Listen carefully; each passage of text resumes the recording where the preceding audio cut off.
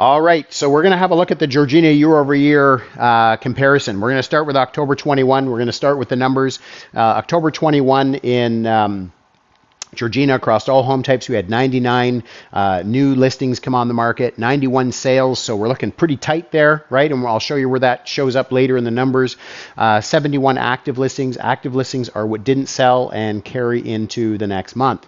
When we're looking at September 22, we're 113 new listings came to market, 59 sales through the month, and 139 active listings, which carried into October. October, we had 112 new listings come to market, so actually fairly close in terms of the previous month.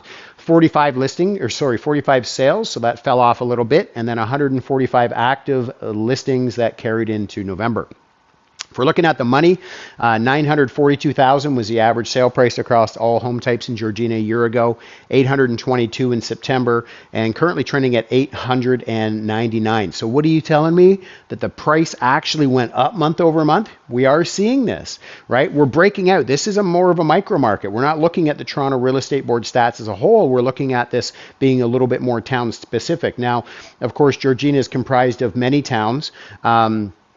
But certainly it is one of those towns where we're seeing there's still a lot of push coming out of the GTA, coming out of the city, coming out of other parts of York Region to go there. And so you have to remember with the average sale price too that it is comprised of everything that sells. So in a place like Georgina where you have multi-million-dollar properties, you have farms, you have condos, you have high-density areas, predominantly, depending on what's predominantly selling that month, it is going to pull that number around and influence it quite heavily. The sales to new listings ratio, known as the absorption rate, tells us what's the percentage of the homes that came on the market that month are selling.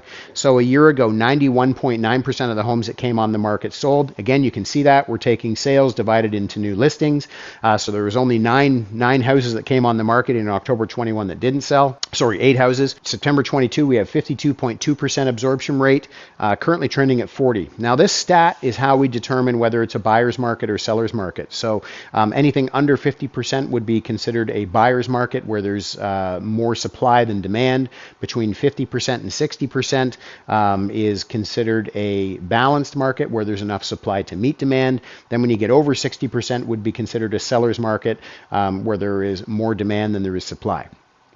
Months of inventory remaining tells us if no other homes came on the market after today at the current rate of buying or current rate of consumption, how long would it take to deplete the inventory? So a year ago, 0.8, so not even a month of inventory. 2.4 months in September 22, and currently trending at 3.2 months of inventory. So we're seeing a decline in the absorption. We're seeing an incline in the amount of inventory out there. And it's actually interesting to me that we're seeing an increase in conjunction with these numbers, which would show a softening and like a weakening in the market in Georgina, that we're actually seeing an increase in average sale price. So again, it shows that this is really influenced off of what's predominantly selling.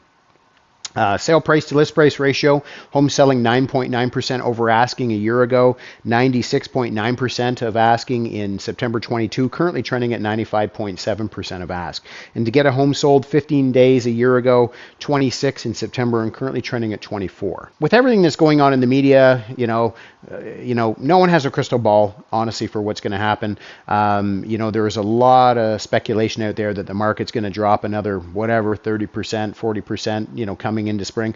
I don't think anybody really personally knows that for sure. But what I'd like to do is I'll pick out one good thing for a buyer and seller, what I'm seeing in these stats. And for a buyer right now, certainly, I would pay attention to these absorption and inventory levels. We're seeing a lot of inventory hanging around. There's good opportunities. This is obvious. And of course, with the sale price to list price ratio, we're seeing that homes are predominantly selling under asking price. So this is good for you buyers out there right now. For sellers out there, average sale price. We're seeing that average sale price pick up. And to be honest, I mean, in the markets where I'm working, I'm generally seeing fairly strong and fairly consistent average sale prices month over month. I'm not seeing those big drops like we did. I'm seeing a little bit more consistency and a little bit of bolstering there. So, I think for sellers right now, average sale price in Georgina is a good thing. So, there's opportunities for both buyers and sellers all the time is what I'm saying.